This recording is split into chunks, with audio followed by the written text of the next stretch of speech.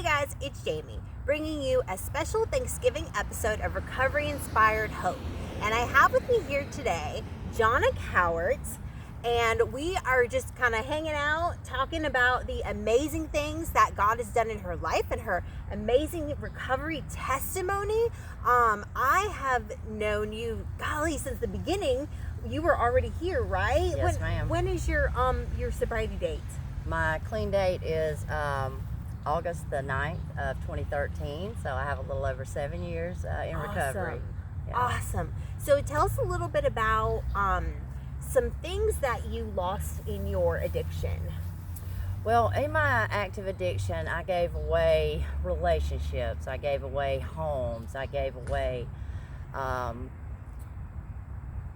myself.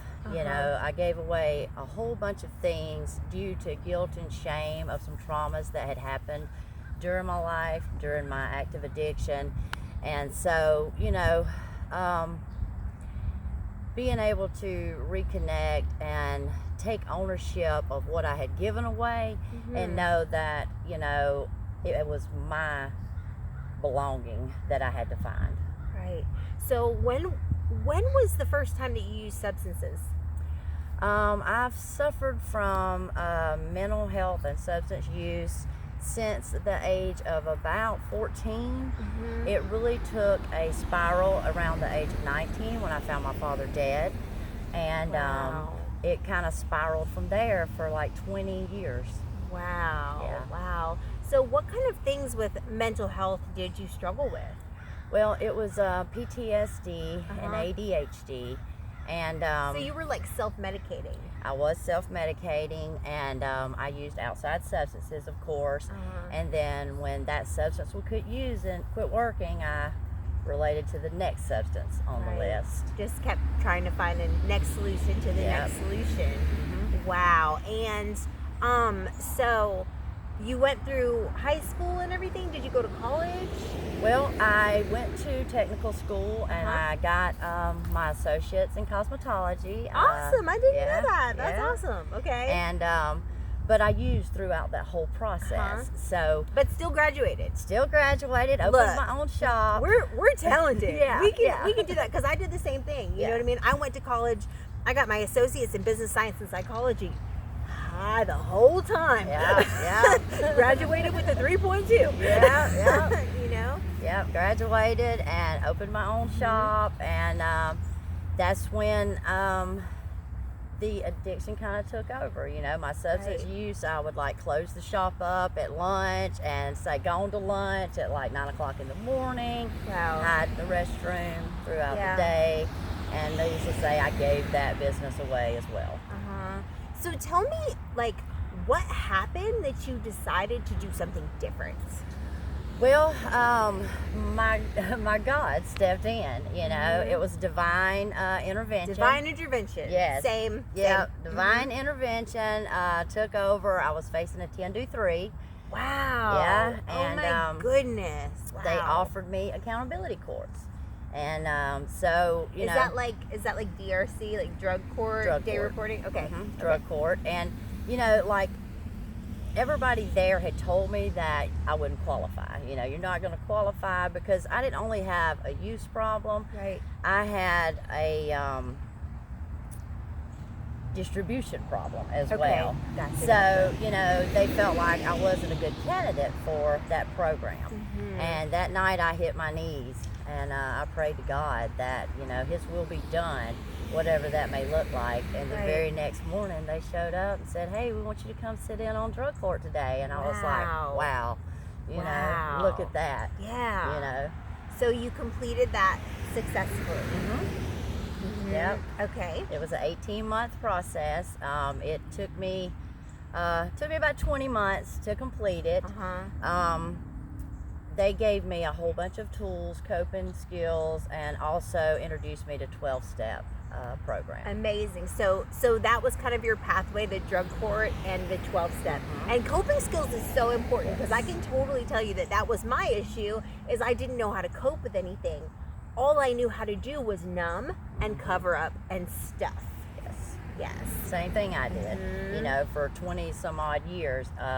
Like, I didn't want to deal with my daddy's death, and then I had a resentment at God, you know. Yes. Oh my goodness. Same. So yes. it wasn't until like I probably was like 2 years clean before I noticed that I had a resentment towards God, because I thought that we had bonded that relationship, because I had watched him show up in my life and open doors that I thought was never possible.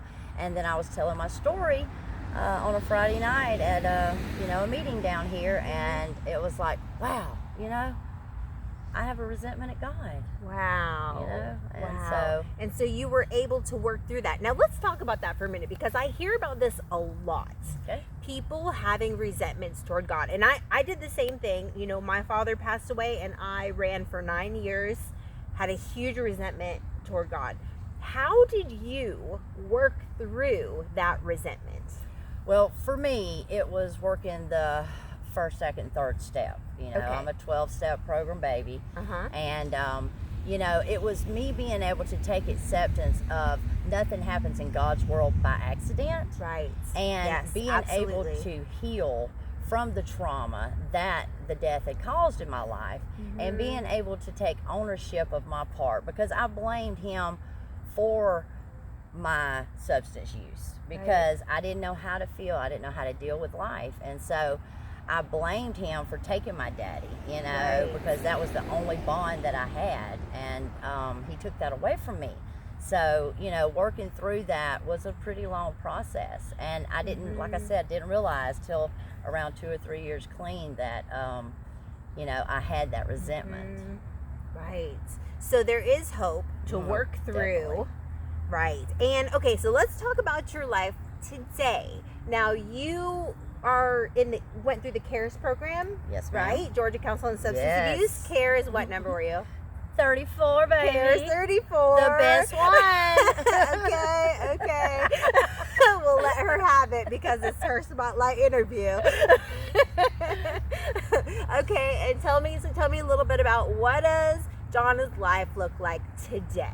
Okay, well today, my name is Johnna, and I'm a person in long-term recovery. And what that means to me is I haven't had any mind or mood altering substances in over 7 years. And today I speak out about my recovery because I want other people to know that there's hope out there, and that there is a way, and that they can have a voice just like I do today. Because when I got here, I didn't have a voice. I had to find that. I was labeled by the stigma of the mental health and substance use problems. And, today I don't have to be ashamed of that. I don't have to live in the shame and guilt of my past. Right. So today I live my recovery out loud. Awesome. Okay, and do you have any advice for a young woman who may be early in recovery, or kind of teetering the line of whether I should do this or not? What would you say to them? Well, give it a chance and trust the process. For me in the beginning, I wasn't sure I even wanted to be in recovery. I was kind of legally encouraged to get into recovery, and one day that light switch just turned on. Right. And then I could see a light in my darkness, and being able to eventually find myself and love myself is the true gift that recovery has given me today. Yes. Definitely. Awesome. I love how you said that, legally encouraged. Yes. Legally encouraged, nudge from the judge. Yes. Well, thank God for that legal encouragement. Yes. Because we wouldn't have the beautiful Johnna Cowart today. Thank you guys, everyone. Make sure you subscribe to Jamie Tall on YouTube. Happy Thanksgiving, and we'll see you next time. Bye. Bye.